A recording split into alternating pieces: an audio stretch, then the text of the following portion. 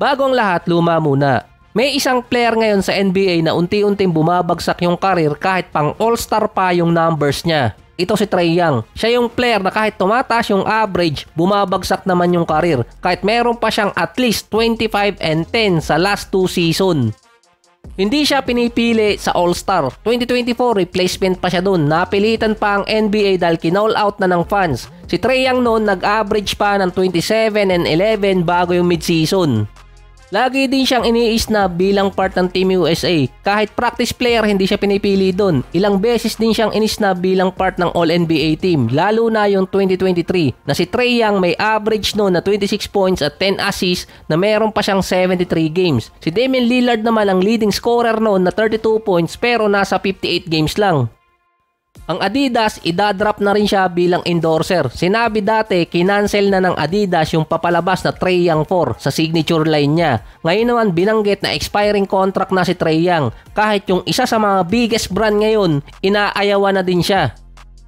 Sasaluhin naman agad ng Anta after ng kontrata ni Trae Young sa Adidas. Doon kasi siya pwedeng pumirma ng panibagong kontrata. Suot na rin ni Trae Young yung Anta Shockwave sa isang practice. Sinabi na rin ng Anta na nag-reach out sila dito kay Trae Young. Tinag siya na most hated at most overrated player pero siya yung pinaka-dinisrespect na player ngayon. Okay pa yung lantara ng most hated player sa NBA tulad ni Draymond, Dillon Brooks, kahit si Kyrie noon pumasok, si Gobert, hated player na rin ngayon.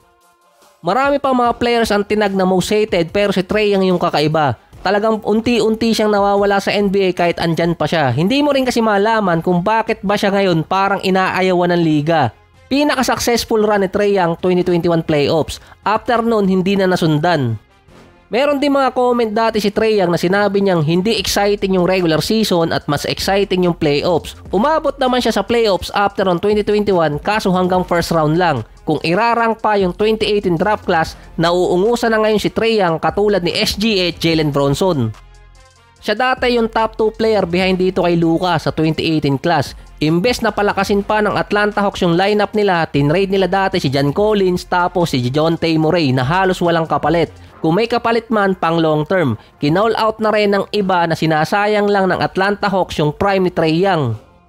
Hindi lang kasi sa media at sa mga fans ang may ayaw kay Trae Young, kasama doon yung mga coaches at players. Tinag dati si Trae Young na coach killer. Ito yung kay Nate McMillan na tinuturong dahilan kaya umalis or tinanggal ay dahil sa kanya. Dalawang coaches na mula kay Trae Young ang natanggal at sinasabing si Trae Young ang dahilan. Si Quinn Snyder muntikan pa nun. Ito rin yung tinuturong dahilan kung bakit hindi pinipili si Trae Young sa Team USA. Kapag natanggal pa si Quinn Snyder sa Atlanta Hawks, lalong walang aasahan si Trae Young. Merong mga players na hated nila yung isang player. Pero dito kay Trae Young, hated siya ng mismo niyang ka-teammate na merong nagsabi dating hindi sila masaya na kasama si Trae Young sa team. Ginawan pa dati na merong issue silang dalawa ni John Collins. Nagsimula yun ng 2021. Agad naman tinanggi yun ni Trae Young. Pero hindi pa rin naputol doon na may issue silang dalawa. Nung lumabas agad ang report na yun, nilalagay na noon si John Collins sa mga trade rumors. Kahit assist leader pa kasi si Trae Young, masyado siya di umanong ball dominant na nagre-resulta sa mababang plus-minus rating. Kaya naging apektado yung value ng player na kasama niya sa team, lalo na sa market, sa trade or sa free agency. Tulad ni John Collins na ang kapalit niya si Rudy Gay at second round pick. Yung kay Murray naman malaki pa rin yung kapalit pero future first round pick ang naging kapalit nun pang matagalan pa. Sa mga fans naman, ang alam ko lang inis dito kay Trae Young yung mga fans ng Knicks dahil tinalo nga niya ng 2021. Sinabi pa doon defensive liability si Trae Young dahil sa height niya. Yung shooting niya hindi rin ganun ka-efficient. So sabi nga nila masama magkumpara kaso NBA kasi to kailangan nila ng pamalit. Si Trae Young yung anointed next step. Pero ang ginaya niyang style si James Harden. Ito yung pasabit effect niya na nilagyan ng rule na isa din sa most hated player dati si James Harden. Actually yung style niya. Tinatawag din siyang selfish player kahit pa siya ang nagiging leader sa assist sa NBA at hindi rin maintindihan ni Trae Young kung saan ang gagaling yung mga comment na yon. Pati mga referee mainit din kay Trae Young lalo na nung nagbigay siya ng komento na dapat maging accountable yung official sa mga missed call sa game. Pinost pa niya sa IG account niya ang komento na yon at pinagmulta ng NBA. Ilang beses din siyang namultahan dahil sa money gesture at sa technical.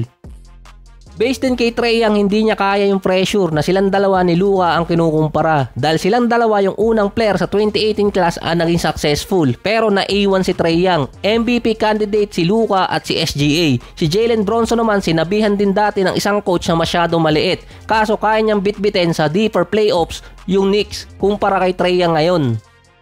Sina Dillon Brooks at Draymond Green, malalaman mo agad kung bakit hated sila ng ibang player dahil tinatawag din silang dirty player. Kung matitrade naman si Trae Young sa isang bigger market, siya yung villain na kailangan ngayon ng NBA. Hated siya mula fans, media, coach, player, official hanggang yung brand endorsement niya iniwan na siya.